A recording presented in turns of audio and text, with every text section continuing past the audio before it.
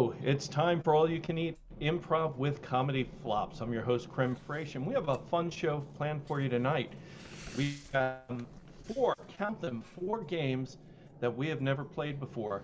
We have 4 games that we made up, new, never been done in improv before, and you, because you were smart enough to tune in tonight, get to see them.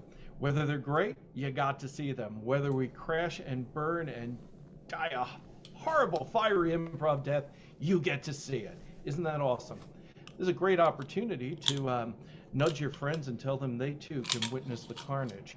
Anyway, our charity is good. It's worst transition in the history of improv, but this month we are supporting the Children's Reading Connection, a program that helps bring books and literacy to kids in our community, and we're very excited about that. And we'll put in the chat throughout the show how you can donate. Any donation amount, of course, is appreciated. I will tell you, we're very pleased to tell you that we raised over $425 last month for our charity. So that's pretty good. Thank you guys in the audience. Woo. So, indeed we do. So if this is your first improv show, and I have a feeling it isn't your first, but if it is, everything we're going to do tonight entirely made up. We know the games we're going to play, and in the live stream chat, we'll ask you for suggestions. And I see they're already coming in for our first game. Appreciate that. And as we get your suggestions, the weirder they are, all the better. We will incorporate them into the different games we play, and we'll create the improv magic. All right, I think I've said enough there. Let's welcome our cast. First, well, I don't know who to choose now. Jeez, who should I choose? Let me see. Okay, I've got to do it. Please welcome to the stage the 1642 Wimbledon champion, Joe Lobb. Woo, Joe Lobb. The wizard of technology, the man who keeps the stream going. You know him as Rigamarole. Tonight he's Pigamarole. Piggy. Roll initiative. Well, Nerd. if you looked out your window yesterday, it wasn't just a chance of showers, it was actual showers. I blame her, but let's welcome her anyway. Chance of showers!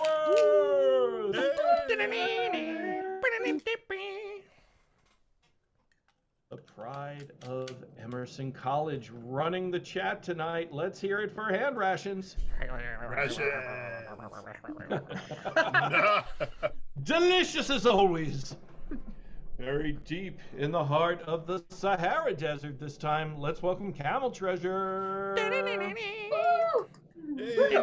Congrats! Congrats! We made it. And finally, the man who's been assigned morgue duty to clean up this hot mess. The one, the only, Dr. Brainpee, DSB. I hope you come to play, Rigamarole. Paging Right. Dr. Brainpee. That's right. All right, to get our show going, we're going to play a new game. This is one you've never seen before. It's our warm-up game, and it is called Karl Barks. And what the premise of this game is, we're going to get celebrity names as you've put in the chat, and we're going to tell you, we're going to play with that celebrity's name so that it's different. So if the celeb is Karl Barks, which ironically was the first suggestion offered, and we're going to accept it, we might say, well, when he's walking his dog, he's Karl Barks, hence the name of the game. So, flops. Let's see what we can do with that great creator of communism, Karl Barks. You're going to die? Yell die? Well, I could. You're right. Just wondering. This is an elimination game. That's right, Joe Lobb. And so, like we do with categories, if somebody messes up, freezes, repeats something someone else says, we yell die. When we're in person, it's so much more powerful, but the flops will all do it together, won't we? Mm-hmm. And you know, Okay. if you're loud enough when you're watching us at home, chances are we can hear it here, and it's even more powerful. That's true. We encourage you to yell die in your house as often as you possibly can. If you're Okay, not And I'll be upsetting your listening neighbors. from the other room, Dad. that's right. Open your windows and yell it right out. Right, that's right. And if your family's in the house and know what you're doing, don't tell them what you're doing. Just simply yell, die. Okay, I think we're ready to go. The celebrity or the famous person is Karl Marx. Let's see what we got for Karl Marx. When it is that very specific year for National Geographic, he's Carl Sharks. Well, Go right ahead. oh, sorry. I'm going off the order we had earlier. And This is a clapping game. Oh no, it isn't. Oh, okay. Oh, now I don't remember. Yeah, it's a line game. Ordered. Taco Bell. Line game. yeah, you're He's right. eating a Taco Bell. He's Carl Sharks. When he takes out his ham radio and starts to play with it, he's Carl Sparks. Oh. When he takes a piece of wood, he's Gnarl Marks. When he hears a sound, he's Karl Parks. When he's setting forest fires, he's Carl Sparks. And die. And you clap back in. You volunteered yourself with a chopping I block. was gonna interrupt you. Right, you just were like, yeah, hold on, I want to get out right now. Hold on, I'm done with this game right now. So thank you for I'm done. sacrificing yourself for me. Yep. Okay. So let's pick somebody else out. Let's go with Peter Capaldi, one of the actors who played Doctor Who, Peter Capaldi, and we'll start with. Now that I remember, it is a line game. I told you all it was new. Let's go with who was after Chance of Showers? Joe Lobb, Peter Capaldi. When he spiffs up the place, he's Neater Capaldi. Okay. When he shaves his head, he's Peter Capaldi. When he's cooking and he spills the boiling water on himself, he's Scaldi.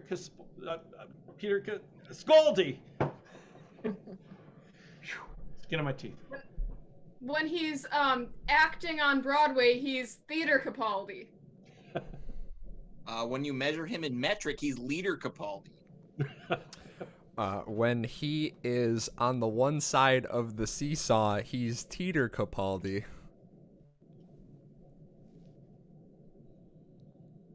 Yes? No? Am I dead?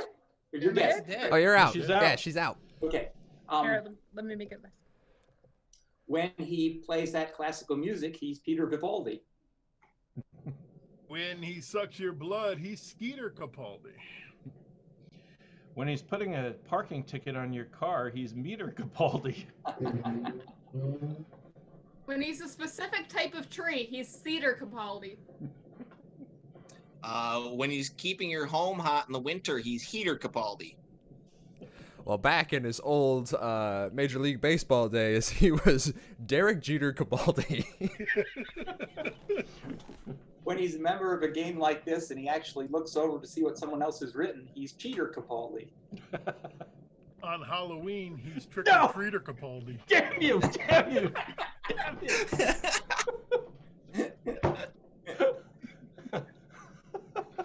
I just killed myself. Nah. That is the Nice!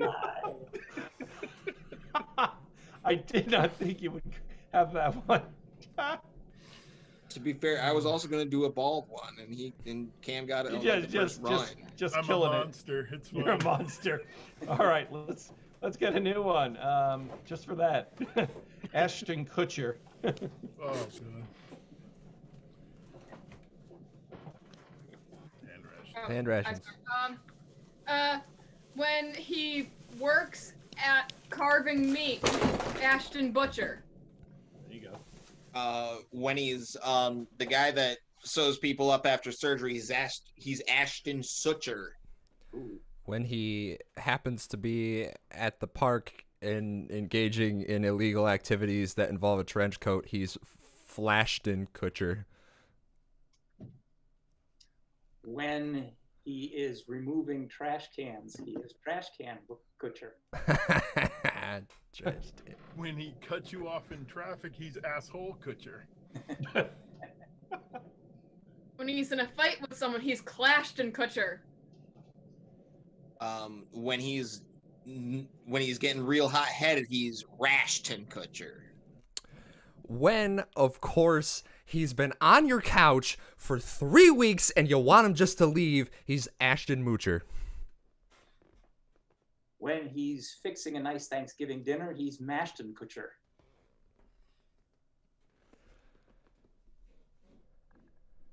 Die. Die.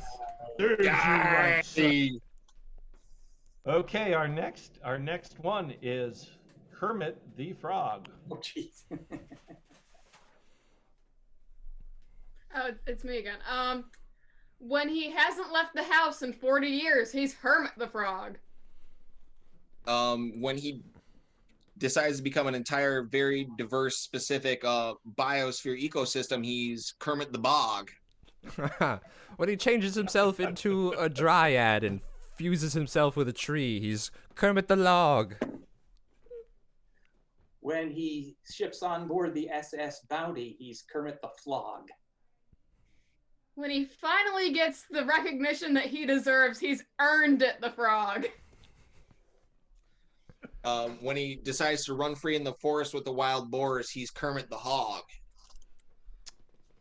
When he becomes the chosen hero of an entire culture, he's bull-crapping this answer because he was going to say Kermit the Hog. So instead, we're going to say, die!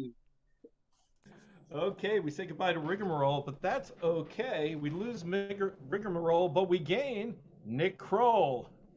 Nick Kroll, okay. When he's insufferably cute, he's Nick Droll. When he's playing Dungeons and Dragons, he's Nick Roll for Initiative. When he says, "Who's that click-clacking on my bridge?" he's Nick Troll. When he's on his knees in the church praying for salvation, he's Nick Soul. When he works out too much, he's Nick Swole. When he's rolling those big strikes at the alley, he's Nick Bowl. When he's so hungry, he goes to the dog's dish and laps something out, he's Lick Roll. When he's that plastic thing you use to play guitars, he's Pick Kroll. When he can't help himself from digging deeper and deeper, he's Nick Hole. When he's in that aforementioned park doing different kinds of illegal activities, he's Trick Kroll. When he doesn't have Easy Pass and... Oh no! Oh no, she's gone. I think she was going to say Nick Toll, but die! Get her out of That there. does sound good. That was Get a her good out of one. there. If she doesn't say it, I'm going to claim your it. internet kicks on you, you're gone. All right. All right. Later. We don't take any. We don't give any Easiest quarter here at elimination Comedy Club. ever. Right. Yep. So with Unless that, you're playing with we us. finish with Joe Lobb and Dr. Brainpee, and the person is John Mulaney. I think it's you, Doctor. Yep. When you're catching up with him, it's John Mulately. When he loses it totally, he's John Insanely. When he gets stuck in a computer system for 20 years, he's Tron Mulaney.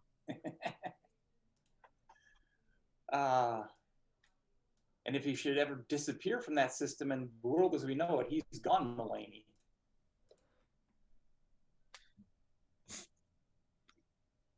Yeah, I don't know. I've lost it. Die. Die. I'm like, I don't know what Bond. And the winner of the first Karl Barks is Joe Lobb.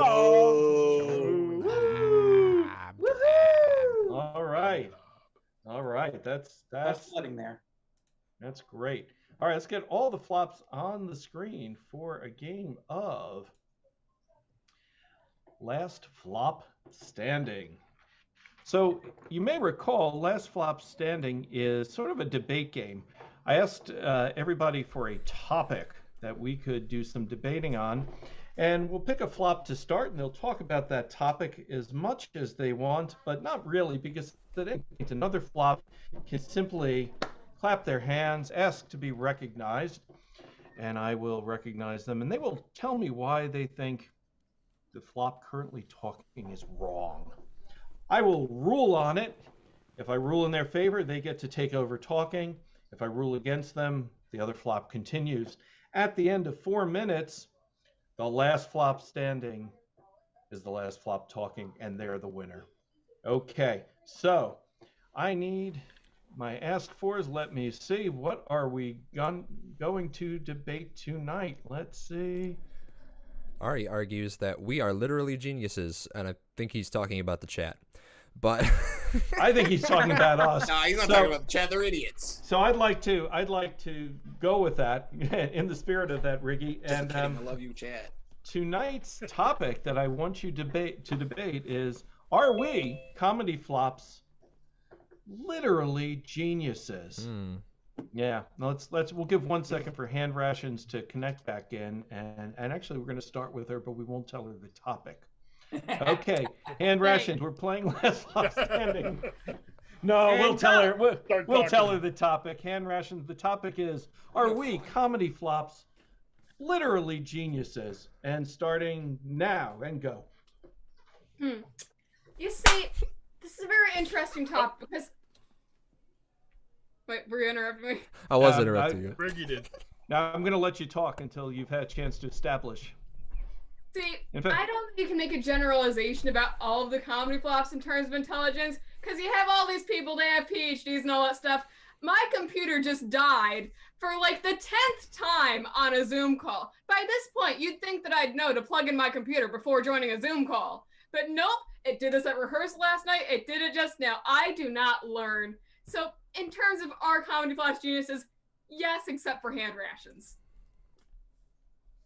Is anyone going to interrupt, or should I keep Dr. going? Brainpee, okay. All right, I'll interrupt. Yeah, it's got a plug, and like it plugs into the wall and stuff. That's true. There's this nifty thing called a power cable. Sometimes it's got a little block, and sometimes it doesn't. Sometimes it's one cable. It goes from your computer, and it goes to the power source, and you plug it in, and it's like laptop's like, oh hey, thanks, I'm gonna stay charging. Or if it doesn't, I mean, your battery lasts for like several hours. So Joe Lobb. He's miles away from the topic. That's true. Which was, are we geniuses? Well, the classical term of genius simply referred to a spirit of a place. A tree could have a genius.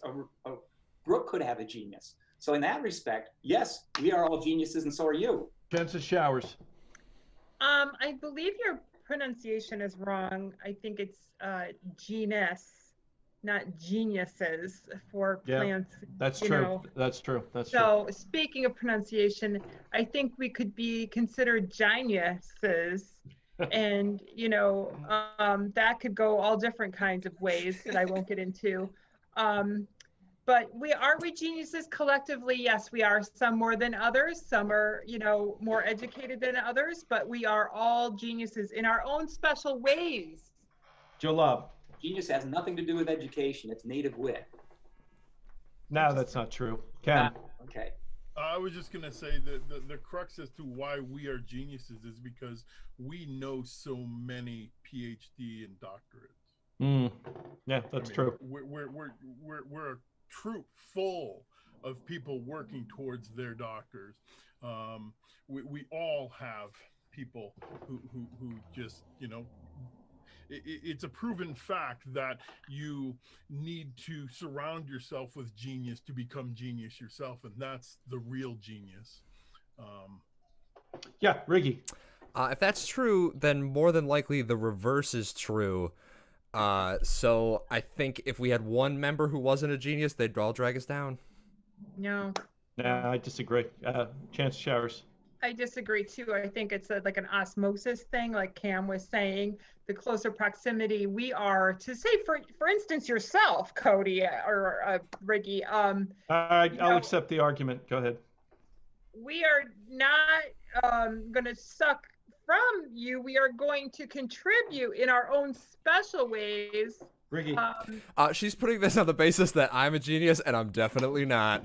Oh shit. Yeah, Okay, that's true. sorry. That's true. Okay, That's guys. true. Yeah. Do I happen to be in graduate school? Yes. Does that make me all that smart? No. Okay. I still put butter Brainpee. in the cake batter like everybody else. Right? Well, I can't raid. Case No. in point. Case in point. Briggy, keep going. Well, actually, reading is an education thing. You could be a genius and not be able to read. I can read because I was educated to read. I'm in grad school because I was educated and then I went to grad school. That doesn't make me a genius.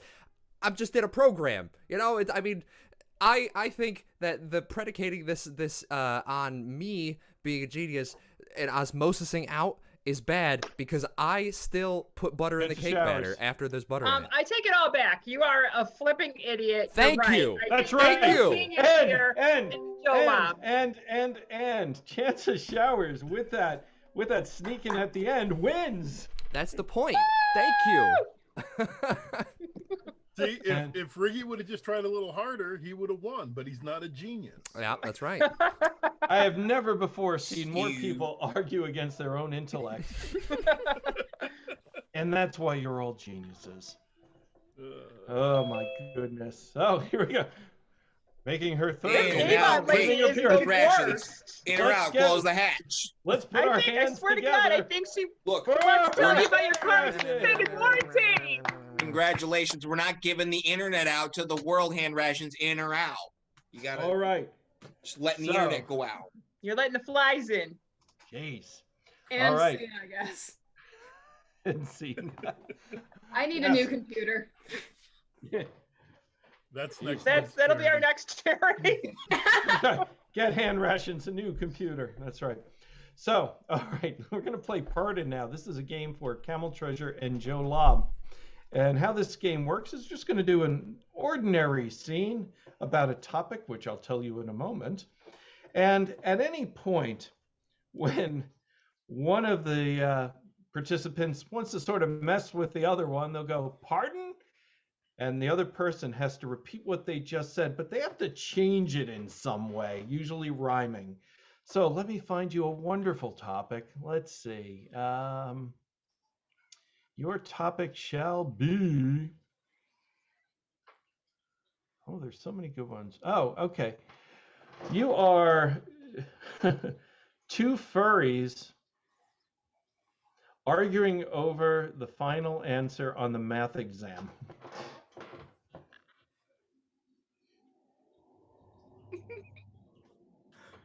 Pick your personas now, boys. Yep.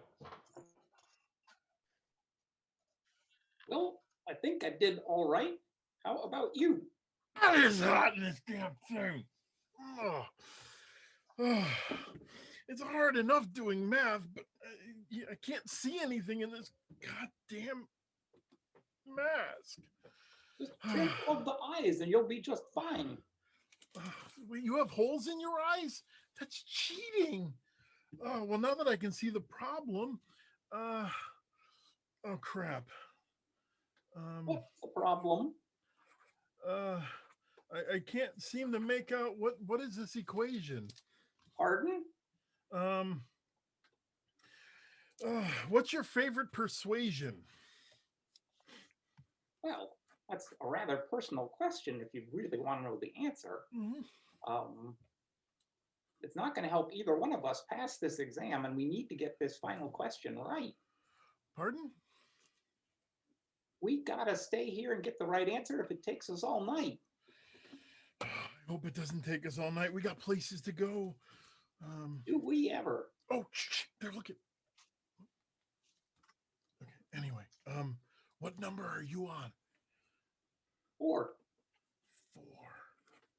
Wow, how'd you get so far? Pardon?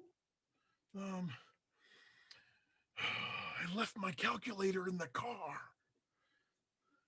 You don't have the implant? No, that cost extra. Yeah, I know. Wait, is that why you've got your mask on? Yeah. I don't want anybody to see my lumps where there's a calculator embedded beneath my skin. I wish I were smart as you. Oh, Pardon? 6. I really wish I didn't have the flu. Oh, thanks for sneezing all over me. I appreciate that. I really do. Now I'm going to fail the exam and be on my deathbed for a week. Pardon? Now I'm going to fail the exam and everybody's going to think I'm a freak. No one's going to think you're a freak, Bill. You're the best super mouse there ever was. Well, thanks a lot. How's your work coming? You making any progress? Yeah, I'm on number 7 now. Oh. Trying to, do I carry the 1 or cancel it out? Are there remainders? Pardon? I should have wore suspenders. This thing is falling down. It's hard to. Oh, geez, that's no good. You don't want to get unmasked or unpantsed, as the case may be. Yes, unfurred. Yeah. I think is the proper term. How are you doing? You almost done? Yeah. I'm working on that last one finally. Excellent. And I get 17 3/4. What about you? Pardon? I get 17 3/4, but I'm not sure that I've left off the view that it says in the problem. He says he's looking out at an 18-degree angle. Yeah, so we have to divide that by the cosine of number 17. Oh, God. I wish I'd chosen to be a musician. Pardon? I wish that I weren't in this terrible position. Yeah, me too. We too. We'll get through this, buddy. We'll get through this. All right, last one. Last one. Here comes the proctor. Put your head down. Look like you're working by yourself. Almost done. Same here. And there's a back. Oh, what? All right. The worst feeling ever when you think you're done and you're like, yeah, right, first math, and then you turn over and like, damn it, there's more. Oh.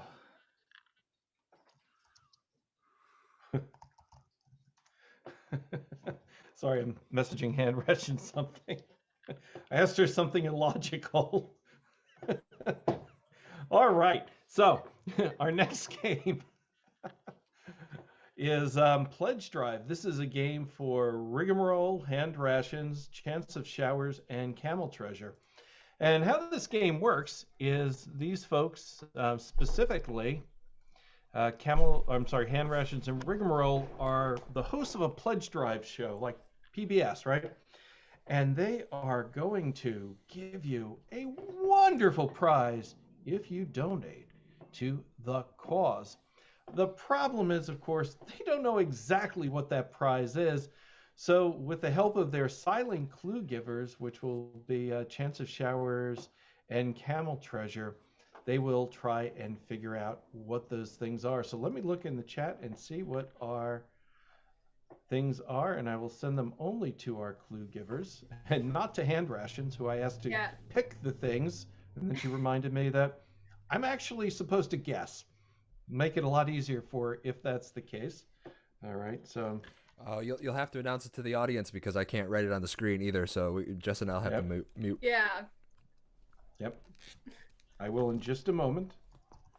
All right, sending them to Cam so you have them. And I'm going to send them to Chance of Showers. There you go. Okay, and for everybody else, here is what Jess and Riggy need to come up with. They need to get you to donate so you get a floppy tiger. And if they guess that, then they have to try and figure out that the higher level giveaway is a hairy pillow. Okay, so floppy tiger and hairy pillow. And let's see Pledge Drive.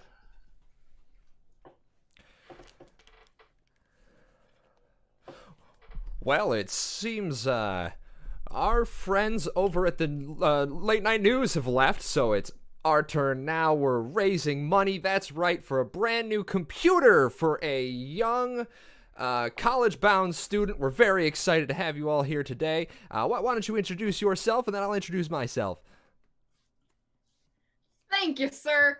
Hi, yes, I am Hand Rations, and you're only going to get me for like 5 more minutes before inevitably some technological disaster befalls one of us again. That is, unless you donate now, and if you donate now, we're going to get you some amazing products. Now, let's have my other host tell you all about it. That's right. I'm very glad to have my 2 assistants here, Clarkson and Diantha. Thank you, Clarkson. Give a wave for the people at home. Diantha, please give a wave for the people at home. Thank you very much, Clarkson and/or Diantha. I'm not sure which is which. So if you stick around with us, you might be able to find out which one is which. So Clarkson's going to be demonstrating our first products for us here. So Clarkson, let's open up the box, pull it out. Let's see what we got here. All right. So it seems that Clarkson is a floppy creature of some sort. Switch. Right out of the park with that one. Okay, but that's not all. We also have something else about this product here. It's either an adjective or a noun. I forget how to play this game. Okay. Ooh, it's some floppy hair. Got some really nice floppy floppy bangs, floppy something about a head here. A floppy head. Or we're just gonna give you a severed head. I don't know. Floppy hat. Switch. Now, obviously, this is some sort of tiger. Oh my gosh. It's a floppy tiger, of course. Thank you very much, Clarkson. Now, I'm back over to you and Diantha. Okay, but that's not all. We have multiple products here. This one is, it also has to do with hair. Hairy, luscious, flowing, messy. Harry. It's a hairy pillow. That never happens. That never happens that we get it that quick. Of course, usually it's bedazzled sippy cup and Jersey Giant chicken. And if you call in the next 10 minutes, we'll get you a hairy pillow and the... I don't know how to finish this joke. Oh, yeah, finishing the bit. Thank you for coming, Diantha Clarkson. And I'm your host, Harry, because I guess I never gave myself a name. Thanks, Hand Rashes. How much money did we raise for the computer? $8 million?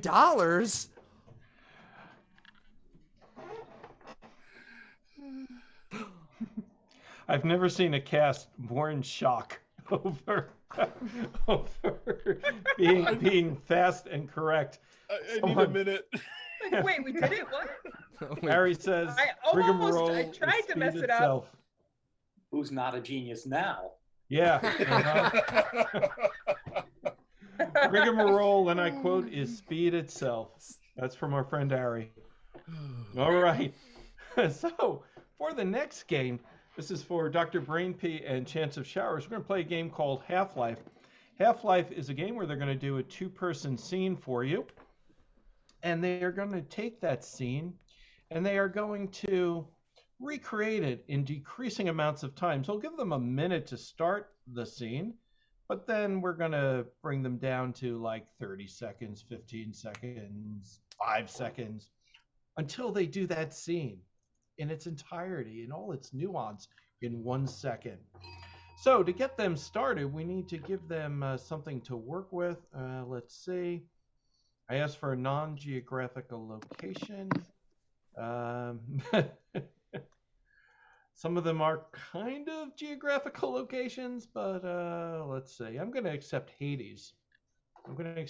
So your scene inspiration is Hades, and you take that where you will. Starting now. Hello.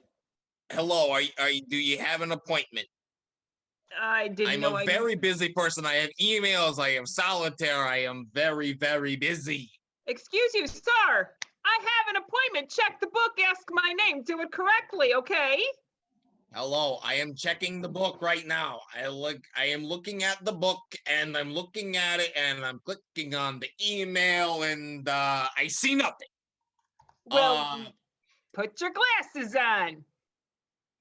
My glasses are on.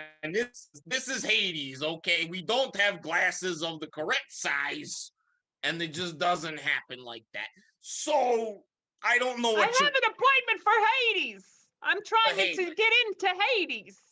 to get into Hades. Oh, you need to get into Hades. I gotta get into the Hades. Hold on.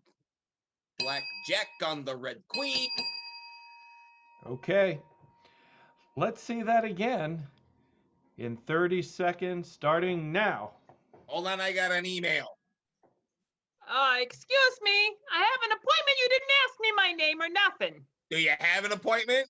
Do Of you course really I have an appointment. Look at it in the book. I'm looking at the books. I have very important books. Black Put Jack. your glasses on. I am wearing my glasses. It's Hades. There's no glasses. I'm trying to get into Hades. Why are you trying to get into Hades? Just wait, put on your glasses and look for the appointment already. I'm looking right now. I'm very busy. Okay. Let's see that again in 15 seconds, starting now. I have an Shut up, I appointment. got an appointment. Look for my name in the computer. I have emails. Put your glasses on. I need to get I in. don't have glasses. Wear them. Put them on. I gotta get to Hades. Okay. They did it in 15 seconds, but I really think they can do better than this. They're going to do that same scene for you now in 5 seconds, starting now. I here, I have got an an appointment. email. Read the email. Put your glasses on. I got to get to Hades. Okay. They can do better. They've got a better take in them. They're going to do the same scene, line for line, motion for motion, in a mirror. 1 second. Are you ready? From the terrified look in their eyes, I think the answer is yes. And go. I have an email. I gotta get to Hades. Put your glasses on. And that is Half-Life. All right. All right. Let us see what is next in the big book of fun. Okay. So, this next game is called Foreign Movie Dub. And this is going to be a game for me and Joe Lobb. We're going to be the actors in a movie, a scene from a movie. And because it's a foreign movie, our dialogue will be dubbed in.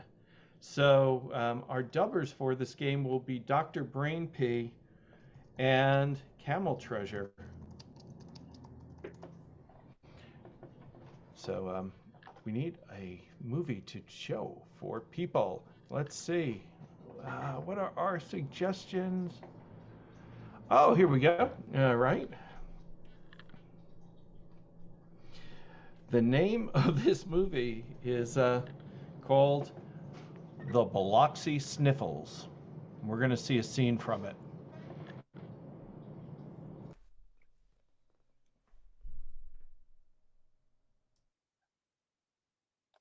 Joe. Joe. I can't believe you're sneezing so much right now. You ever try to just slick that in your armpit a little bit? Oh,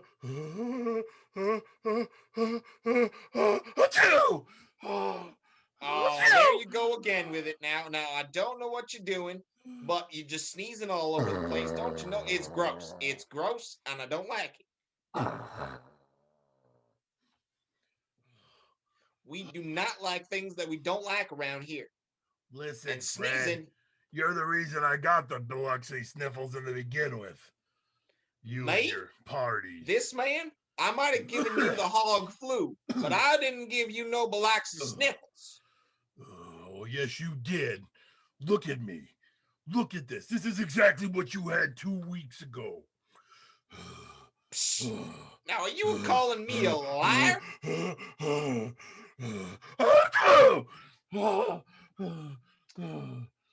I can't believe you coming in here trying to get me sick. Them's fighting words around here. Look at this is lung here. Lung. I mean, I don't. Okay, I'll put it in something, I guess. I don't know. See if me mom can cook something with it. I don't know. Ugh. I'm sneezing. Oh, you know what? You don't taste too bad. I kind of like the taste of man flesh. You're disgusting. Can you give me more? No, I've got nothing more to give. Heck up the other lung. Come on now. No. There you go. There is just no. Oh no. Light it out. No. Oh, come to Papa. Kill me. You know, I think there might be a market for this. I think it's bad. There's bird water. You're the worst. Want a piece? You want to try? Yo, you're the It's worst. like kind of like jerky. I don't even know why we're friends. I mean, it's a little gamey, I'll give you that, but I mean, it's pretty good. I think we could sell this. You want to be partners? There's no chance in hell I'm gonna be partners with a sickle like you. Just no. Forget about it. Well, all right. If you don't want $500,000, that's okay with me. I'll take the other $500,000. I'll make $1 million. Yeah, you don't have $1 million. Sure, whatever. Oh God. Well, it's okay. You won't have a kidney soon. Woo! Oh my God. A blessing from the Lord.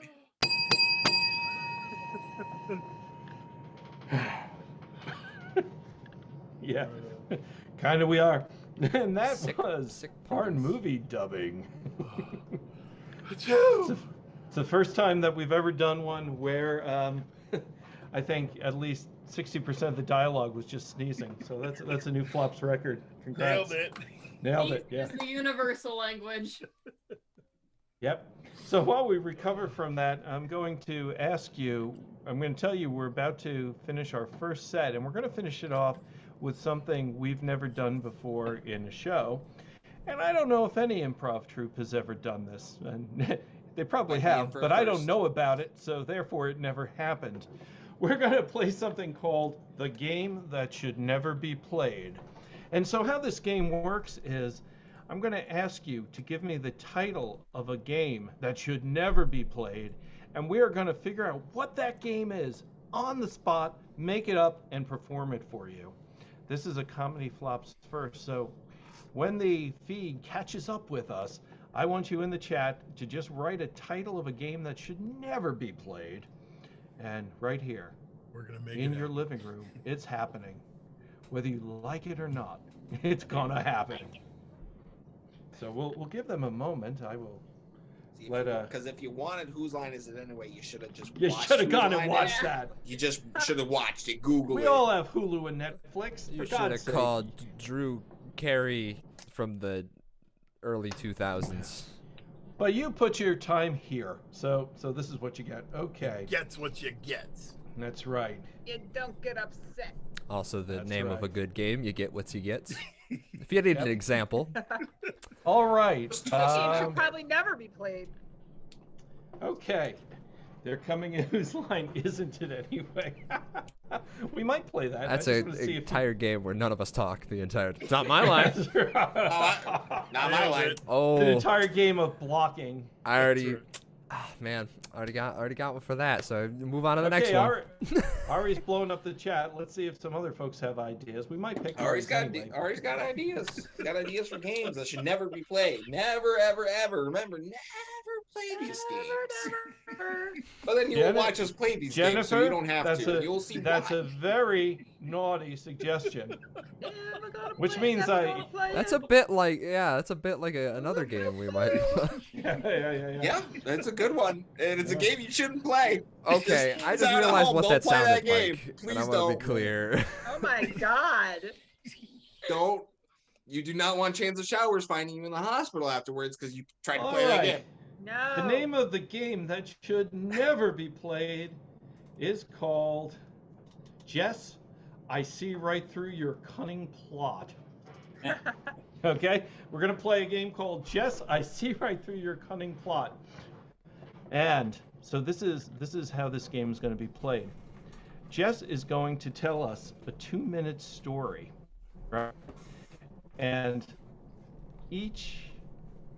two flops are going to have to tell us what's really her motivation in telling us that story, right? And then what will happen at the end of it, the audience will get to vote whether the flops who are guessing her ulterior motive are right, if one of them's right, or if Jess has successfully connived her way out of the situation and tricked them both. Okay? So for this game, of course, we'll need hand rations to tell us a 2-minute story. And then Joe Lobb, and how about Dr. Brainpee will tell us what the real deal is and what her cunning plot likely is. And then we'll all vote. Okay? I still don't fully understand what this game is, but I think that's kind of the point. Yep. Oh, I bet you think that's kind of the point. Yeah. I see through your cunning plot, Jess. Basically, hand rations, you're up to something, and you're going to tell us a 2-minute story to try and convince us that Weasel you're your not way out up of to it. something. But they're going to try and deduce what your cunning plot is. Okay? So you have 2 minutes to talk, starting now. Okay. So, I know that this looks weird. But I swear there's a perfectly logical explanation for everything that I'm about to say. And I, of course, know exactly what I'm about to say. Don't you tell me that you think that I don't know what I'm about to say. Okay. So, yes, I know finding me in the basement of my high school, surrounded by like 30 bikes, was a weird situation. You're like, how did these bikes get here? Was hand rations connected to the location of the bikes? Did the bikes somehow get down the stairs, or did they just manifest down here? Does hand rations know how to build a bike? Well, I have the answers to all of these questions and none of these questions.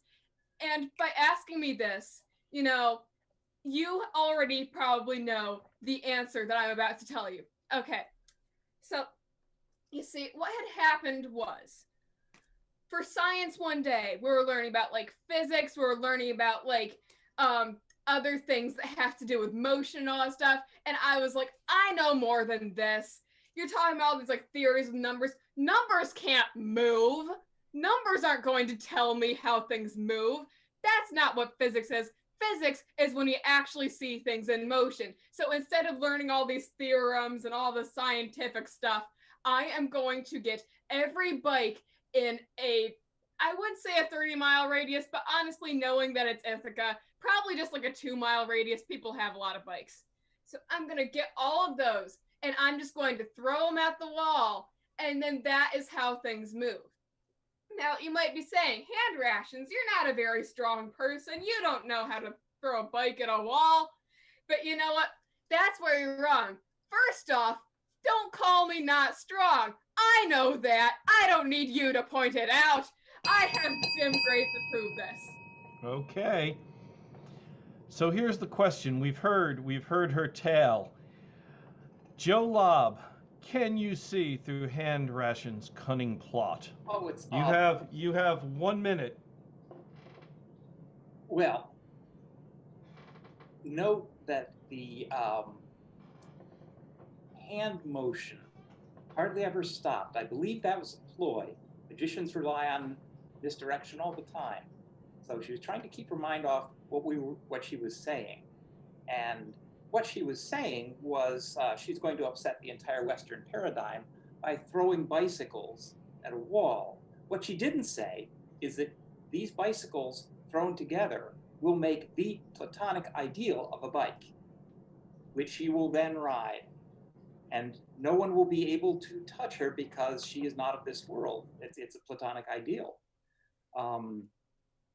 She also tried to forestall previous audience objections. I think that's a tactic there, very obvious, designed to get us not to think about these things, but that's exactly what we should be thinking about. So there it is. She is about to upset Western, and for that matter, Eastern physics in the basement of her high school. All right. Joe Lobb, thank you for your premise on how you believe you have seen through Hand Ration's cunning plot. We'll find out in a moment if our audience agrees. But first, we need to hear from Dr. Brainpee. You have 1 minute to tell us if you've seen through Hand Ration's cunning plot, starting now. Now, yes, I do believe that I have seen through a cunning plot, and a cunning plot it is. Now, you mentioned in the first bit of your story about how numbers don't move. While Hand Rations may have said this, Hand Rations very much knows that numbers do move. Supply and demand numbers move. All right. See what happens when she takes every single bike in a 2 mile square radius. There's no bikes. So what happens when there's an absence of bikes? That people in this town, they love to bike. Like she said in her story, people around here love bikes. They love biking. Okay, they're dying to get on a bike. So what happens when all the bikes are gone? Suddenly the price for a bike rental goes through the roof. You thought Lime bikes were bad. Well, wait till you find Hand bikes, because it's Hand Rations brand of rentable bikes. She's getting a monopoly on the situation. And when she said throwing them against the wall, I mean, people were throwing Lime bikes into the river for like forever. And what do? Fish them out. But you put them against the wall, they're busted. They're broken. You can't use that bike.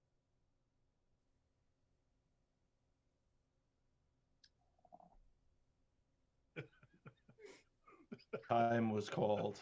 Oh, you couldn't hear it. I couldn't hear it. Oh, I'm so sorry. Yeah. That's okay. That's okay. Okay. You were, yep.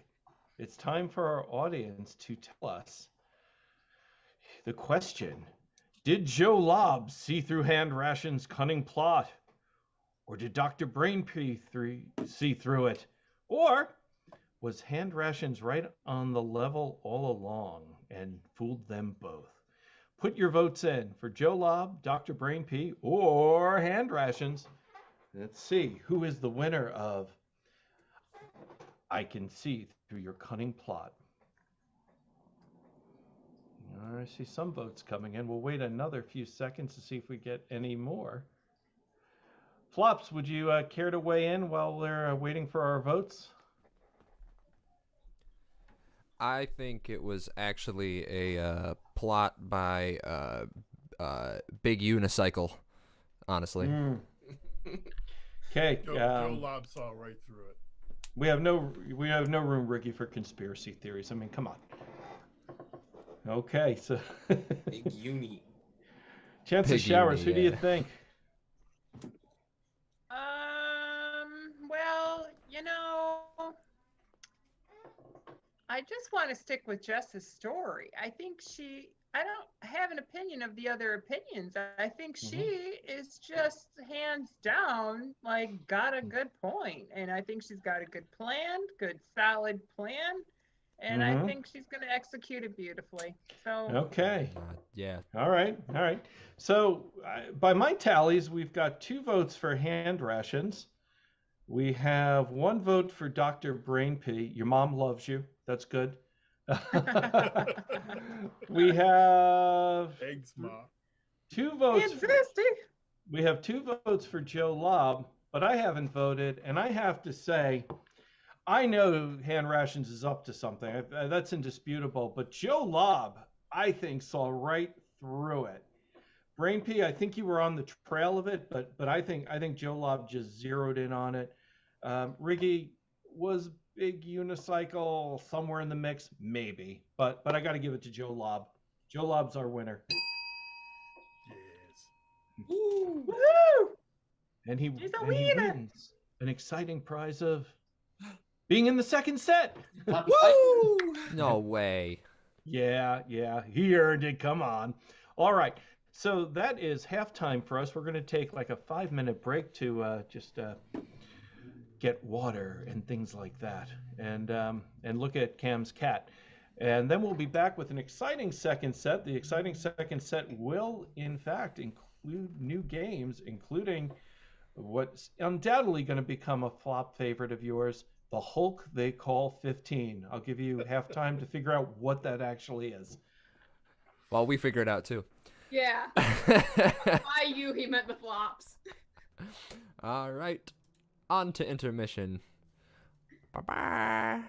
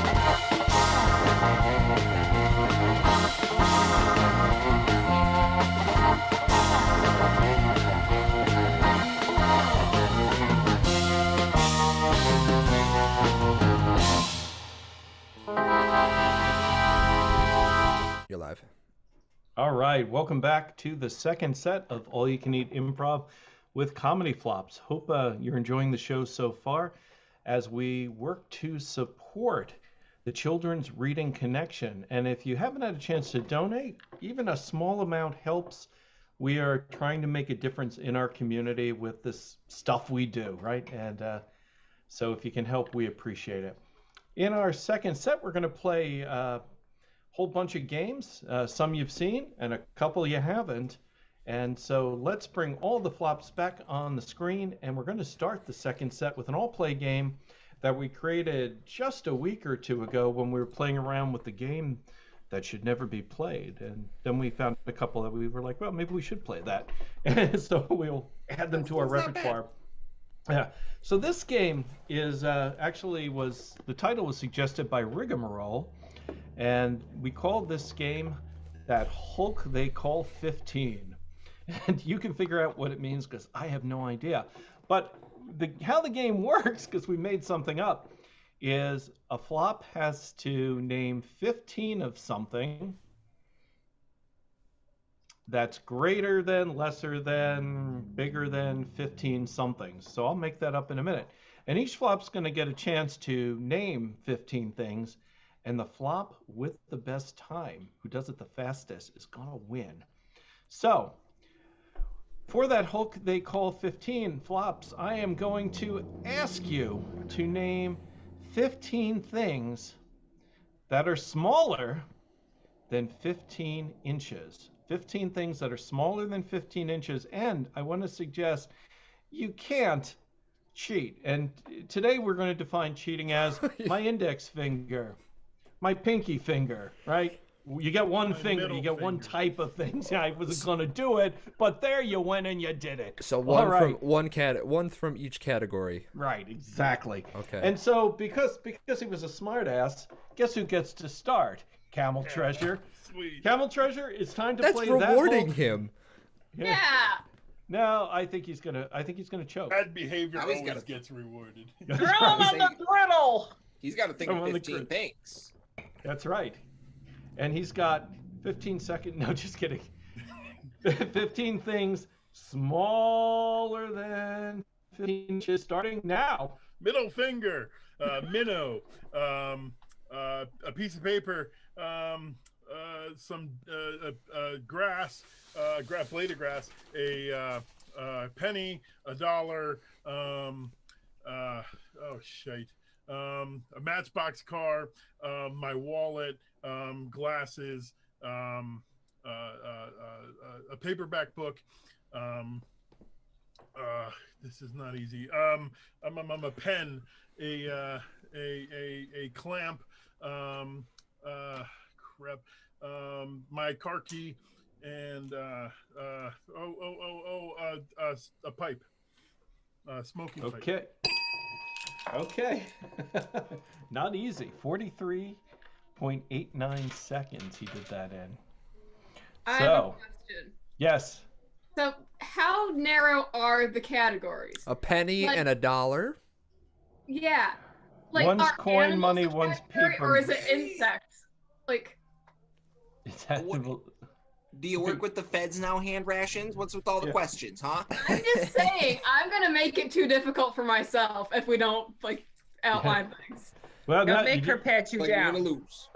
I will, if I find your answer unacceptable, I will say try again, like they used to do in the old Family Feud, okay? Okay. The Richard All right. Dawson version or the other Yeah, one? Richard Dawson version is the only version. Okay. Steve Harvey was very funny. Nope. And he unacceptable. wasn't drunk and all kissy. Things Well, going down in the Family Feud fandom. All right, we're not going to digress into this. Chance of Showers, you're up next. 15 things that are smaller than 15 inches, and go.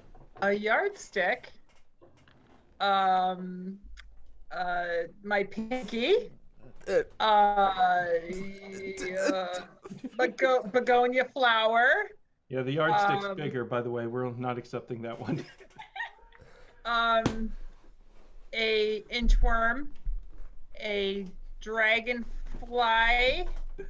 A fledgling bird. Okay. A earlobe. Let's see. Oh my God, I suck at this. A coffee cup, a can of soda, a tea bag. Sorry, you have failed to beat Camel Treasure. All right. Hard to, I can't live up. Yeah, it's hard. Joe Lobb, it's time to play that Hulk they call 15. 15 things smaller than 15 inches, and go. A ping pong ball, a Pikachu, a shrew, a gecko, a kangaroo rat, Stay off the rodents. a bee,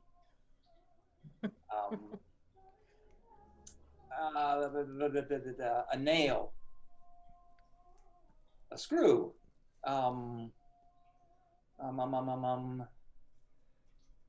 most trophies for high school student events, a sheet of paper, a cognac glass. Sorry, you have not beaten Camel Treasure. The mark is still 43.89 seconds. Hand Rations, you're up. It's time to play that Hulk they call 15. You need to name 15 things smaller than 15 inches, starting now. Okay. Most clocks that aren't Big Ben. Most snails. The distance between my eyes. An atom, a proton, a Jimmy Neutron VHS tape. Most onion rings. A light bulb. Most words when written in font size 12.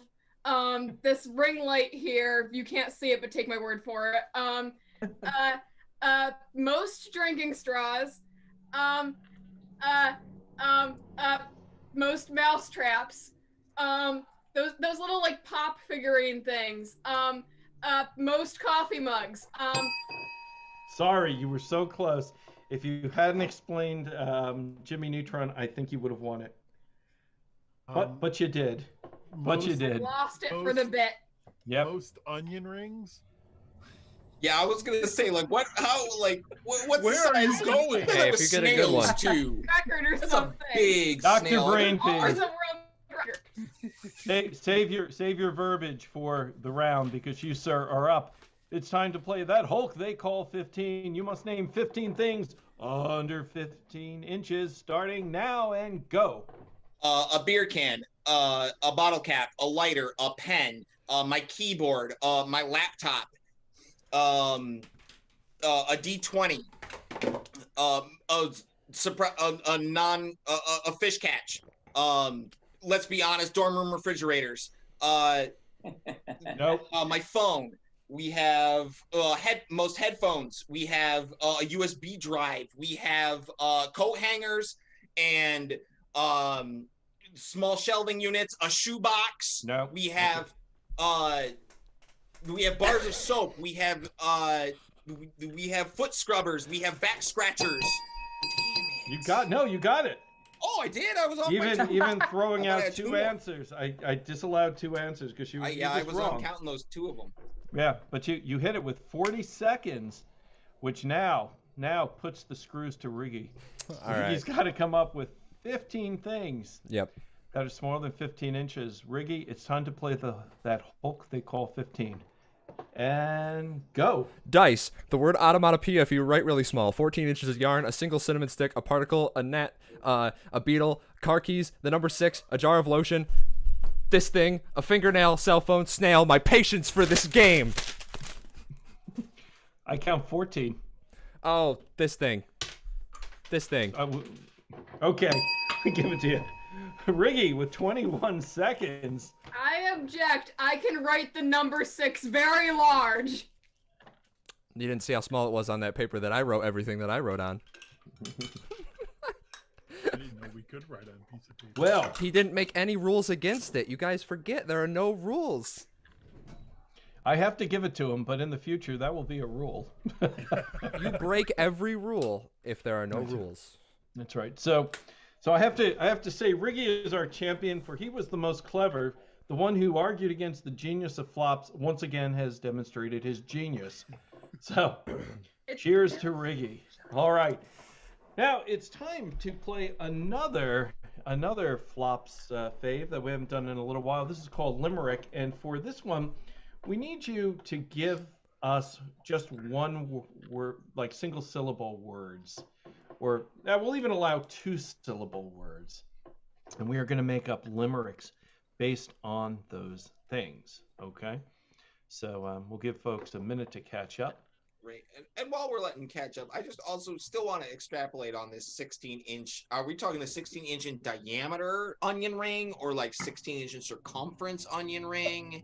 I don't know. All I know is I've never Googled world's largest onion ring, and I live in fear that somebody else has. Well, I suspect Kind of I a suspect last it's happening Now right it's now. time for Onion your rings favorite are game. eating. Rigamarole reads a Wikipedia page. Our new flop game. has found an onion ring, but it's not actually a ring. Ah, that's cheating. That's cheating. It's a log. It's like an onion log. A whopping 20 centimeters. Like one onion though? Yeah, like one onion. Well, it's not. No, and then it's, they fried it. I think it's still the strip. I think it's Okay. And it would be an onion strip, not a ring. right. So Okay. So this Different is category. doesn't All really of count. the content here. this isn't a talk show. This is an improv show. So we're gonna move away from onion rings, and instead we're gonna play limerick. And I've put a new order in the box because I don't know if we still have the old order. Somebody tell me, who do I go after? Looks like I sent it just to Joe Lobb. Let me send it to Yeah. everybody. All right, here you go. Riggy, you go after Joe Lobb. You go after me, and before Joe Lobb. All right. So while we wait for suggestions from our audience, I'm going to give you one to start with, and we're going to make a limerick about Stan, Damn. starting with Cam. There once was a fellow named Stan. Who really thought he was the man? He rode in from the north. Proclaiming his worth. And he brought me a very nice flan. All right. All right. The next one we're going to go with is shower. One of these days I should really take a shower. I'm scared of smelling like flowers. I mean, I stink really bad. You know I've been had. And the water will wash away my powers. All right. Next one, suggestion from our friend Aunt Zesty, and that is lamp. To you, Joe Lobb. I bought a most unusual lamp. Purchased it from a tramp.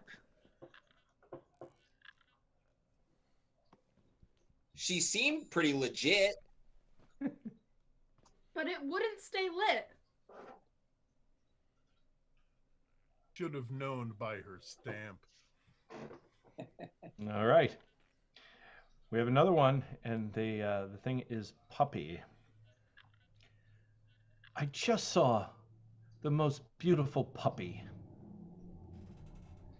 His ears were quite a bit floppy.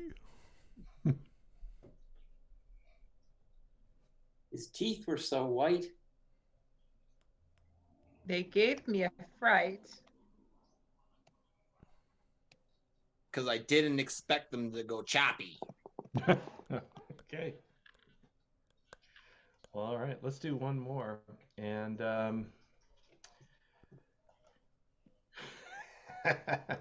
the word is, guess this is the kind of guy I am, cerebellum.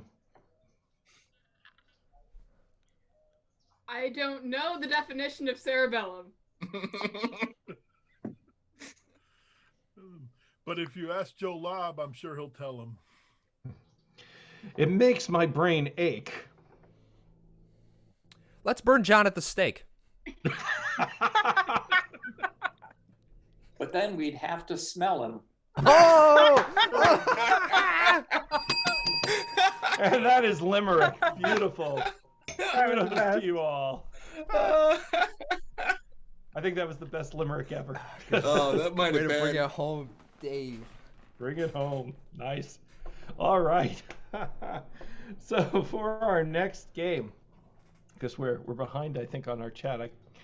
We're gonna play superheroes. And so what we need for superheroes, I'll say it in Hand Rations, if you could pop it in the chat. We need a ridiculous problem that we need our superheroes to solve. Something just unlikely, be stupid if it happened kind of problem. And also, we need the name of an unlikely superhero. All right, this should be right in your wheelhouse, dude. So a silly problem, and we need an unlikely superhero.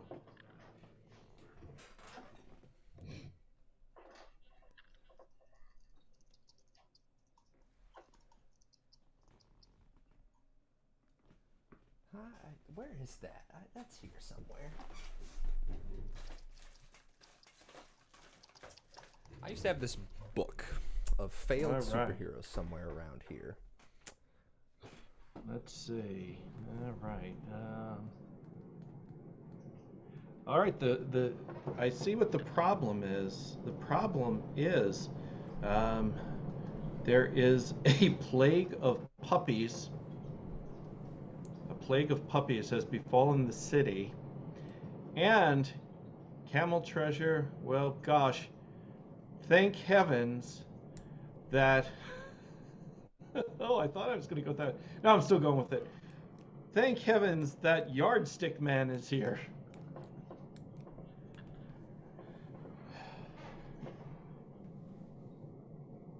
Oh, what a beautiful day. I think I'll turn on my TV with my yardstick and see what's going on. What? There's a plague of puppies.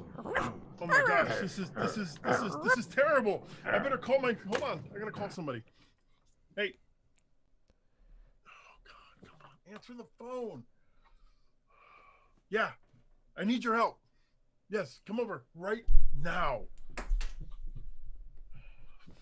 Hurry up, get here. They're everywhere. Hey, stay back. Oh, I'm glad you got here, Eye Twitch Kid. We have a problem. There's a plague of puppies. Just look at them. They're everywhere.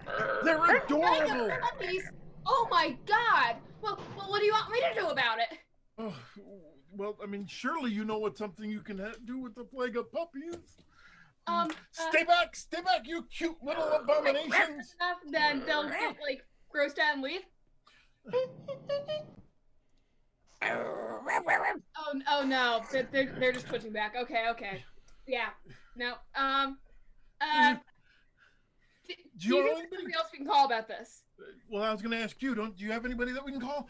Stay Go back! Contact to my iTwitch phone. Okay. You're adorable. Stay back. I think I found someone. Who can help us with this. Okay. Let's see if I remember your number. Okay. Hello? Yeah. I need you here right now. Well, can you just get over here? I don't want to have to explain it. It's silly. You got it. Come on. Okay. See you in a minute. Thank God I'm here. Thank God you are here. Can only speak in rhymes, man. Thank God I'm here, and we're clear. Let's save the day, my friends, I do say. Yeah. I second that, but not in rhyme. Yeah. What? We gotta figure something out. What can I do? What can I do for you? Too many adorable puppies. They're overrunning us. Oh my God, they're slaughtering the walls. Stop. I mean, you're so musical. Maybe you can like do some sort of like Pied Piper shenanigans with all of them. The last time I tried to go Pied Piper, I ended up in a fight with Michelle Pfeiffer. Not possible for me to do such a thing, but another friend I shall bring. Okay, that's a very charming anecdote. Just get your friend over here. Scoop doop. No, I'm not neutered and I'm not listening to you. Oh, Could you please come swiftly, Grandma? I have something to tell you involving sand, Ma. Oh. I'm right here. Oh, soggy. Do not worry, they're on their way. Oh, what a glorious day! Hello, you beautiful young people. What problem can I help you with? I'm so glad you're here, for we have nothing to fear. Your powers will become prevalent. Superhero named Madam President. Oh my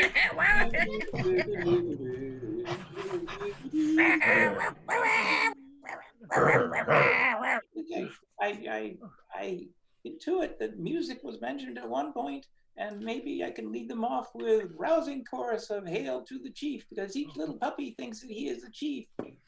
What do you think about that? I'll use my yardsticks to kind of help. Come on. Yeah, scoot them along with the yardstick. That's it. That's good.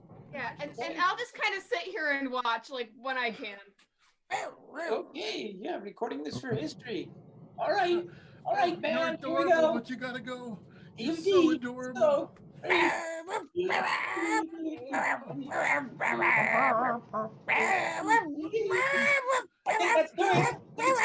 It's working. They're going. Well, my Oh, thank you. Thank you. got hit by a truck. It's time Wow, for me to take I my think leave. Can Only Speak in Rhyme Man might have used his power too much because we cannot hear him. Bye, Can Only Speak in Rhyme Man. Oh, thanks for coming, iTwitch kid. Thanks. I mean, I was really only valuable for my iTwitch phone, but you know, it's a good pun, and I have some good contacts in here. Okay. Hey, that wasn't even a pun intended. Okay. Bye. Goodbye. Oh, crisis averted. All right, I feel like I need a milk bone. All right, that's superheroes, and a nice job. Oh. And an honorable mention in that game, Dr. Brainpee for random dog noises. And It's okay. good job. I'm used to it. I know a lot of dog noises. I've heard a lot of them. They bark at me a lot. There you go. All right, so for our next game, we need all the flops on the view. We are going to play the worst thing you can say. And so what we need from our audience are situations, and we'll come up with the worst thing you could say. So could be like at a wedding, the worst thing you could say at a wedding. So type your suggestions in the chat box, and we will come up with ways to just stun and appall you with our just general badness. Just general terribleness at timing and things to say and Right. social activity, because we've had a lot of that. Interpersonal So while relationships. while our audience does that, I have one in mind, so I will just go with it. The worst thing you can say at a wedding. Worst thing you can say at a wedding. And I like yours, Joe Lobb. Oh, are we doing order or are we doing clapping? Clapping. And you clapped in. So when is the bride due? Worst thing you can say at a wedding. Oh my God, Sarah!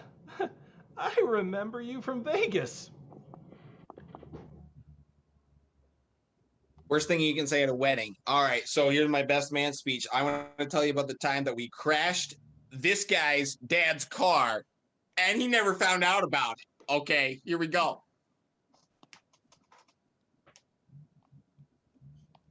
I could have written much better vows about that guy.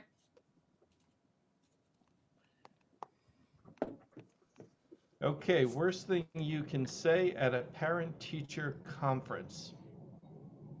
Worst thing you can say at a parent-teacher conference. Fuck you mean my kid's stupid?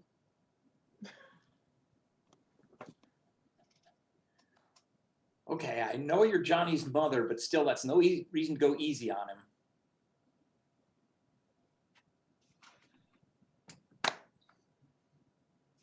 Worst thing you could say at the parent-teacher conference. Well, this one we found. The other one we abducted. Of course Johnny missed the math test. He was up doing shots with me all night. So, Mr. and Mrs. Smith, how do you feel about parent-student or teacher-student dating?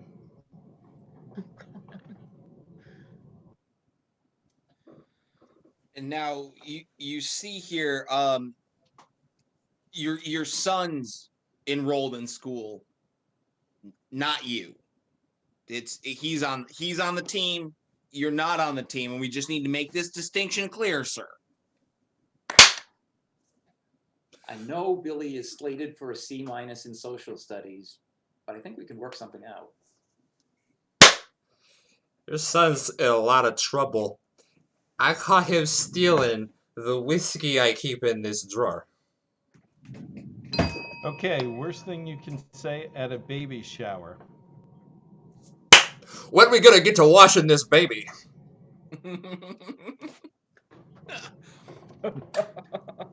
All right, worst thing you can say at a baby shower. So I have brought a game. I have 9 pictures in front of you. I would like you to tell me which of these women are in labor and which of them are in pornography.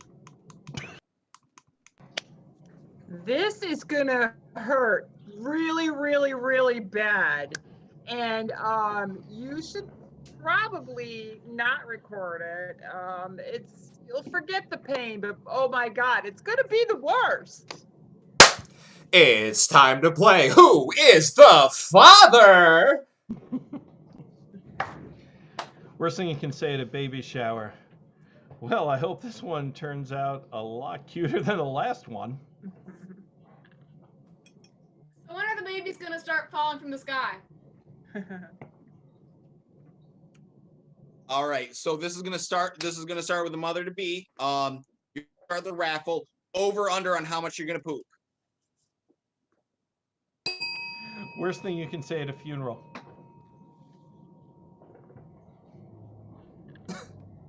Wow, I can hardly smell the dead person.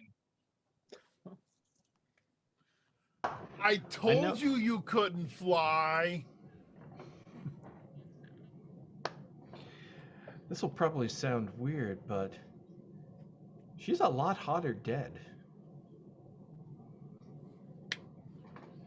Hey, Joey, didn't Uncle Frank have gold teeth?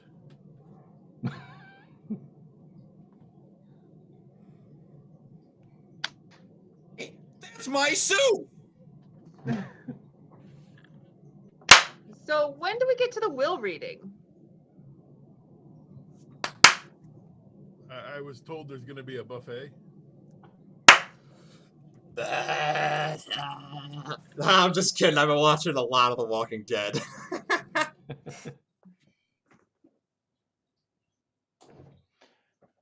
Worst thing you can say at the doctor's office. Where are your diplomas written in crayon? No, you take your pants off this time. Oh, worst thing you can say at the doctor's office. So when I was doing my research on Google, I noticed that it was very different than what you're prescribing.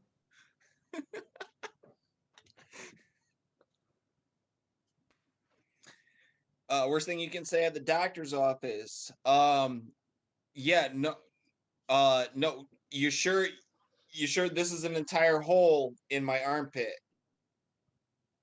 We're not gonna check this out. Okay.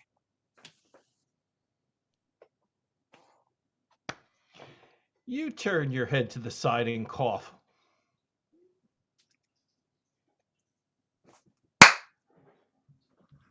Wow. Your hands are warm. That's the worst thing you can say. I think I want to leave it right on that one. All right, we're going to play a new game, and for this new game, we're going to play Would I Lie to You? This is a game we made up. Two flops are going to tell us a story. And when we hear that story, we are going to vote first on whether the story, I'm sorry, we're going to vote first on which story we'd like better. And so, audience members, you will get to cast votes in this, as will flops. And then for bonus points, the flops will vote and try and decide if they think the story was made up or if the story was true. And depending on how many flops each storyteller fools, they'll get bonus points in this game. So to get us started, I'm going to look through the chat here for some interesting topics. And let's see here. All right. Going back for an ask for another game, Ari gave us cats. And so what I would like each of you to tell me in 2 minutes or less, your best cat story. And we're going to start with Riggy on that. Okay. Best cat story. Okay. When I first got the two cats we have now, we drove to a gas station not that far from here in Ithaca to pick them up. And we had asked the woman that we purchased them from if she had a crate. She didn't have one. She only had a box. So we put the cats in this cardboard box and we brought them home in it. When we brought them home, we put them. It's nice to acclimate a cat to a house by putting them in a one room. So we stuck our cats in the back of our house. There's an enclosed porch that leads into a separate bathroom. So we've got the cats down there in this room, and my wife has to go to work for a little bit. So she goes to work while I'm just hanging out with our new cats and having a grand old time. And the one who is a very adorable Siamese cat, you may have seen her during the little slideshow at the beginning, is just dashing all over the place.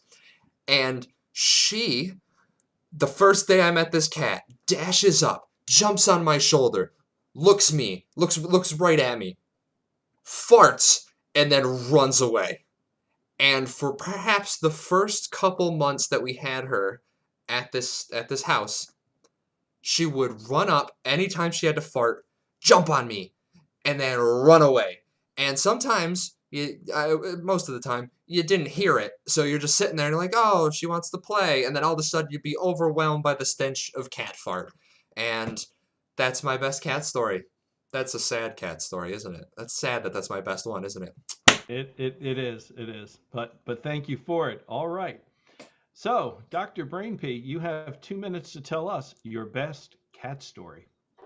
All right. So my best cat story comes from way back.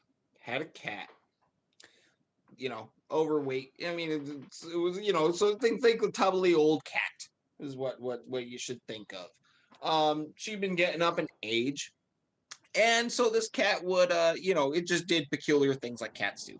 But the weird thing was it refused to do anything we wanted, and which I guess doesn't seem too odd for a cat, but it was adamant. And this cat was very smart about it. For instance, it would look us straight in the eye and poop on the floor. Just look you straight, like it literally right next to its litter box, just far enough away so it wasn't near it, and it was in the living room and staring straight at you and pooping.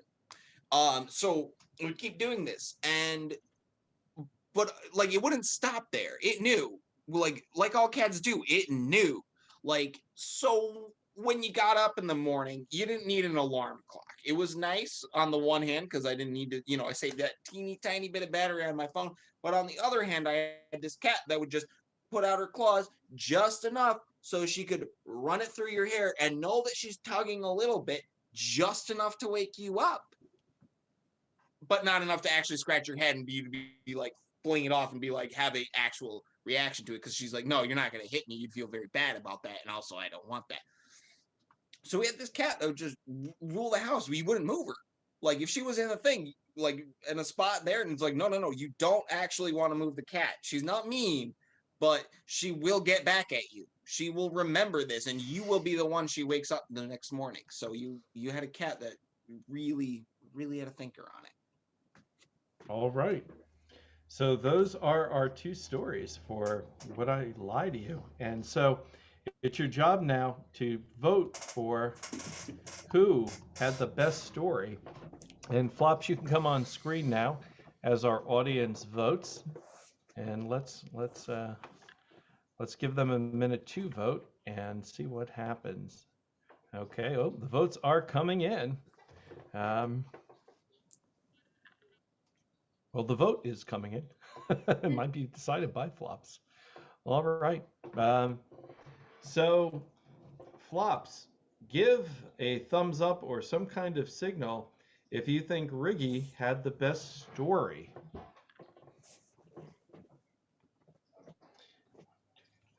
Four. All right, I see 4 votes for Riggy. Ari on my side too. What's that? I got Ari on my side too. He likes Yep. Well, we're getting to that. Yep. Riggy. Not about sides, Michael. That kind of is in this game. We're voting. Yeah. Yep. So now. Wait, didn't you just pick my side? Why? So. Listen, Okay. I don't need to explain it. Raise your hand if you think that Dr. Brainpee had the better story. Riggy, you guys don't vote. You're the contestants, for God's sakes. Your hand down. Yeah. So I see 2 votes. 2 votes for Dr. Brainpee. Hand Rations voted for him, and Ari voted for him as well. So there are 2 votes for Dr. Brainpee, and I want to note that his own mother didn't vote for him.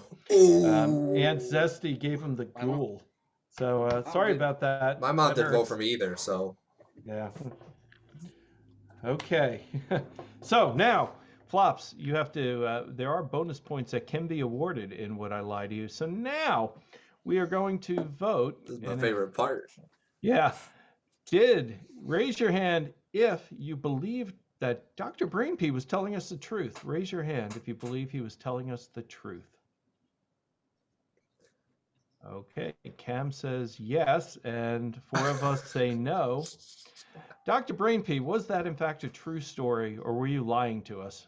That was totally a true story. I lived with a cat, and yeah, it would literally look you in the eye and poop and wake you up with that raking claw. And just you had to literally just have this much room to breathe in a blanket so that you wouldn't get woke up at 4:30 in the morning.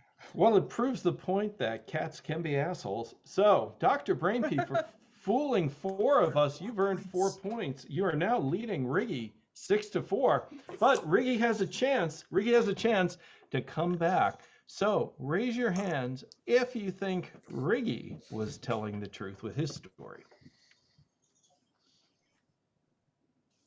Looks like any takers. Looks like 5 flops, Riggers. I'll just be a contrarian. Contrarian. Okay. 4 flops are calling bullshit on that story. Hand Rations is in. What do you say, Riggy? Were you lying to us?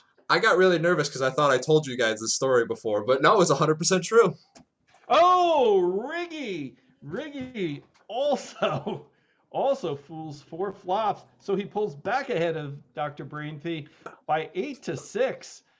Riggy wins, but I have to say that was the best lying I've seen in a while, right? So Riggy wins tonight's version of Would I Lie to You? And again, that's a new flops game. All right, and you both have terrible cats. Sorry to say. Oh, she's lovely. She got over it. Okay. Yeah, but you clearly didn't. No. Yeah, really. The other cat just got older and stopped caring. Traumatized. Oh, I have to comment to Aunt Zesty. Aunt Zesty, it's okay to vote for your son. It's okay. Yeah, who else is gonna vote for me? Nobody else does. I voted for you. I didn't want to say That's that, true. Dr. Brainpee. I didn't want to say that, but I'm glad you're self-aware, right? That's a good Usually thing. it's just, I mean, she says I'm funny, so there's one person. We got it. It's good. Yeah. Everyone thinks I'm What's funny. the word looking? I don't, like, Yeah. Hey, what are you doing with all you? You gotta add words to things. sorry. All right. So we are at our last game of the night. And I realize that our order says something else, but I'm going to go to good advice, bad advice. So it is time for us to help you. Like we do at many shows. We didn't last month, so undoubtedly your problems are built up and pent up. And I can just feel your frustration through the airwaves. We're going to play a game called Good Advice, Bad Advice, Worst Advice, and we're going to help you solve your problems. And so we need to know, what is it that's troubling you these days? Is it winter's too long? Is it, tired of school? Is it love problems? Do you also have farting and pooping cats? We want to know. We want to offer you solutions. Is it that you really did want to know about the world's largest onion ring, but we didn't tell you about it? Right. Could be anything. Could be My anything. number one concern now. Well, I think that these are all real things. So we're gonna give people a moment to catch up and tell us what they need advice on, and if they're good, which knowing this audience, I find that hard to believe. But if that be the case, then I will let the flops ask questions of each other. Oh, but wait, here we go. Let's see. I bet it's Ari. Let me see. Yes, Ari. All right. We're going to start with this one and put more in the chat. And let's find our order again. I'll pop that in here for us so we can see it. All right. The question to start Good Advice, Bad Advice, Worst Advice is simply this. How does he get his dog to stop screaming at everything? And feel free to interpret that as barking, because that's not what he said, though. Yeah, I know. Screaming. Yeah. But all right. Cam, help him out. I love it, help Cam. him out. How do you get the dog to stop screaming at people? Well, I mean, dogs are very, they're creatures that learn bad habits. So what you have to do is you have to teach him different bad habits. Wait a minute. No, I'm good advice. I'm so sorry. Let's back up. You have to unlearn the bad habits. My bad.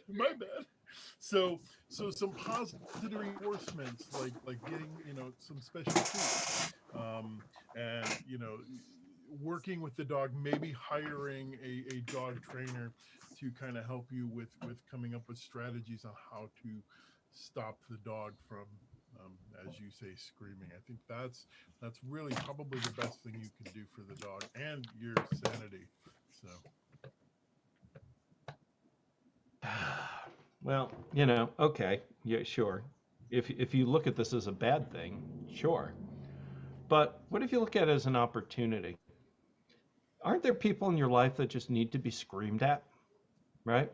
Now, typical human convention would say we shouldn't go up to people and scream at them, even though we might like to. This is where your dog carries the load for you.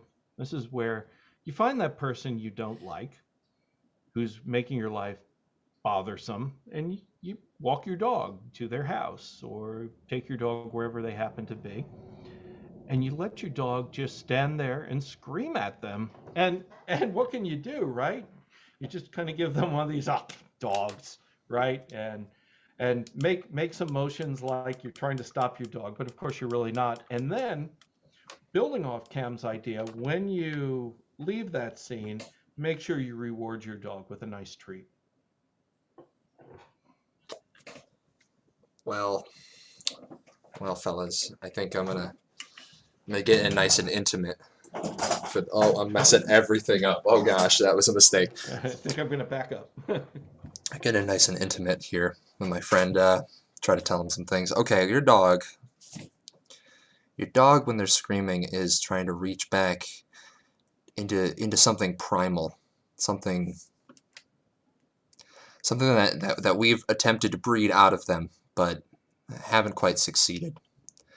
So what you need to do is introduce to your living area, if you know have a house or an apartment or a camp, wolves, and not just any wolves, screaming wolves, and you let your dog frolic and run around and enjoy its time with these screaming wolves. And if the dog keeps screaming but the wolves aren't screaming, then you have to just really just let out a guttural yell right in the wolf's face, and that'll teach it. And if I could make an example of how to do that, I would, but I'm not sure that.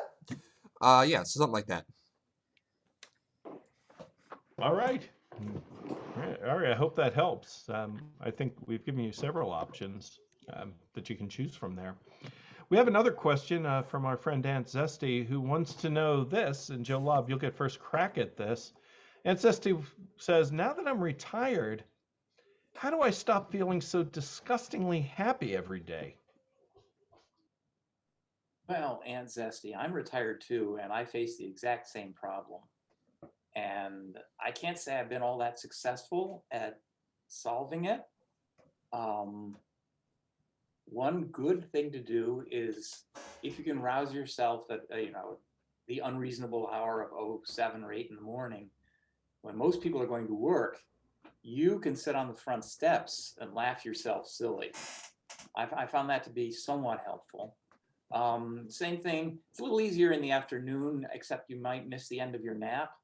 You can wake up when people are heading home and have the same reaction. I don't know, it's more poignant in the morning, that's for sure, but it does work in the afternoon as well. That's really all I have to offer, I'm afraid. I mean, I'm newly retired, so I'm trying to figure this out myself, but I think those are 2 steps in the right direction. All right, Joe Lobb, thank you very much. Chance of Showers, what can you offer Aunt Zesty? Okay, Aunt Zesty. Congratulations, first of all, on your retirement. That's wonderful. Disgustingly happy is a term I'm very unfamiliar with. So I'll do my best, and I can understand how it might be a foreign feeling after working for so many years and raising children and all of that. So yeah, it's probably a strange sensation. So you're probably free of, the bulk of your responsibility as far as your job, your kids are grown, you're empty nester, and so I have a couple of things I want to say, but I'll just go straight for the thing that'll just knock that happiness right off the ledge. You know what? Go down to the unemployment office and pick yourself out a man. Bring him home, sit him on your couch, and just, follow whatever order he gives you. I swear to God, that happiness will probably just be wiped right off your face in no time. All right. Way to lean into, current events there. Good job, Chance of Showers. Dr. Brainpee, what do you think?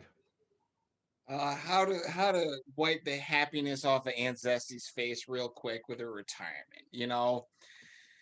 There's a lot of ways you can do that.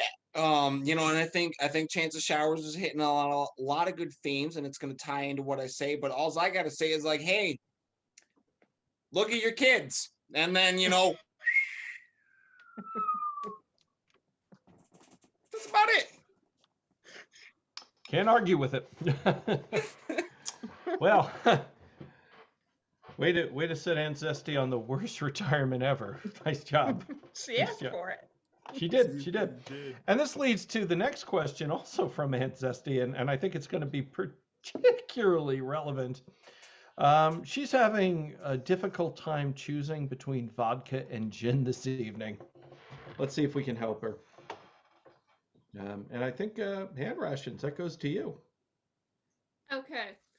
Well, as you might have guessed, I'm too young to legally drink, so I don't really have any authority on this question.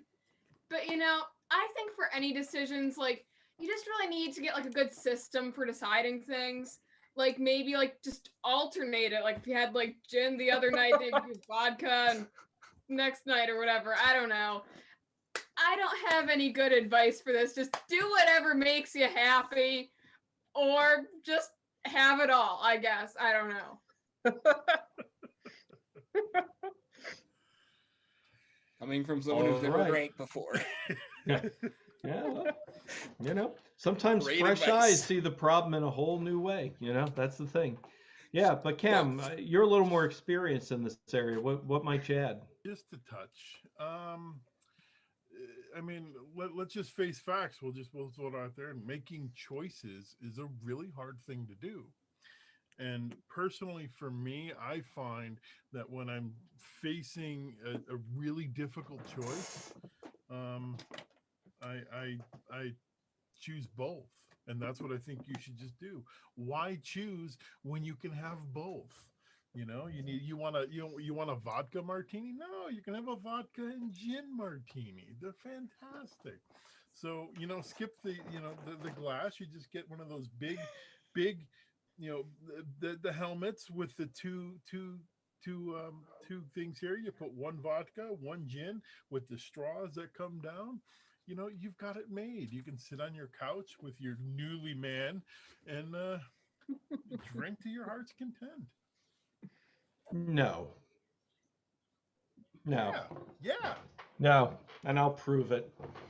That was nice pat advice, Cam. Oh, get a hat with two things, put the two bottles. Sure, anybody can mix and match. We've done it. We know what that's about. And Cesty, I want to remind you of something. You see, well, you can't see what I'm looking at, but do you see the photo right here, the living video of Dr. Brainpee? He's your son, right? I want you to look at that for a moment, okay? Second thing I want you to consider, you are a retired public school teacher. You have had, with those two factors, possibly the worst life that any person could ever have. Don't drink gin. Don't drink vodka. For Christ's sakes, woman, go right to the tequila. And I don't mean a little shot of tequila. No, I mean 10 shots of tequila. Hell, I mean half the bottle. And if you work yourself up to capacity, the whole goddamn bottle. You've earned it. Tequila. Da, da, da, da, da, da. Enjoy your retirement. Enjoy your retirement. That'll be 5 cents, please. That's right. Exactly. All right. On that note, I think that brings us to the end of our show. So, all good things, right? or all things. But anyway, all things come to an end. Thanks. So, Things happen. things happen. We saw, we were And there. Here is our show. And here's our show. So, we will be back next month. Next month, we'll be supporting the Youth Farm Project. But we will raise money for the next few weeks for the Children's Reading Connection. So if you are able to contribute, if you believe in child literacy, in spite of what it's done for us here in Flops, drop them a little coin if you can. Hope you had fun tonight. Hope you have a wonderful weekend. It's supposed to be a beautiful one. It looks like spring might finally be here. So yay. And that's what we've been waiting for. Yeah, Check you us jinxed out. it, John. Thanks a Yeah, lot. yeah. Spring is Way to open your mouth, Fraiche. Spring Good job. is here. No storm on the way. Life is Skittles and life is beer. Life is Oh, great. beer. I'd I say think the loveliest time of the the year. more you sing, the more money we're going to owe Tom Lehrer. Yeah. Except that he Nope. doesn't care about it. Yeah, he doesn't care. He posted all his songs for free because he's great. He's awesome. He is awesome. Check us out on April 14th. Yes. We're going Right. to be on the RIT Improv Twitch channel for Improv Ammonium 2021. Or is Yes. it 2020 again? Who knows? We don't know. I We'll don't find out. Improv. It's meaningless now. That's right. It We'll starts put that at 7. I think it starts at 7 something. We'll put it up. We'll put it up. We'll put it on our social post media. a thing about it. Yep, we'll put it on our social media. And since we're shamelessly plugging things, and why shouldn't we do that? Cam, you may notice that Camel Treasure is suddenly bald. Cam, would you like to talk about that? Oh, you didn't know? Oh my God. Oh, I'm so sorry. Oh, well, I mean, anyone that knows that has followed us for a while knows that every year I raise money for St. Baldrick's, and I shave my head. And this year, the wonderful, beautiful people that I know have donated over $850. So, St. Baldrick's is an organization that raises money to help find cures for children's cancer, and it's something that's near and dear to me. Having 3 awesome kids, and I feel that everyone should have the same luxury of having good, healthy lives. So it's kind of Nice. why I do it. And yep. So we'll be bald for a little while. Yep. And so if you're moved by that and you want to contribute to that, we can probably post information on the Flops Facebook page about that as well, and on our Instagram. All right. You've been a wonderful audience. We know you're out there. We love your suggestions. And we'll see you in a couple of weeks. Oh, and there she is. Yeah. Oh, This God, is clear her, the yeah. air, clear the air. Good night, everybody. Bye.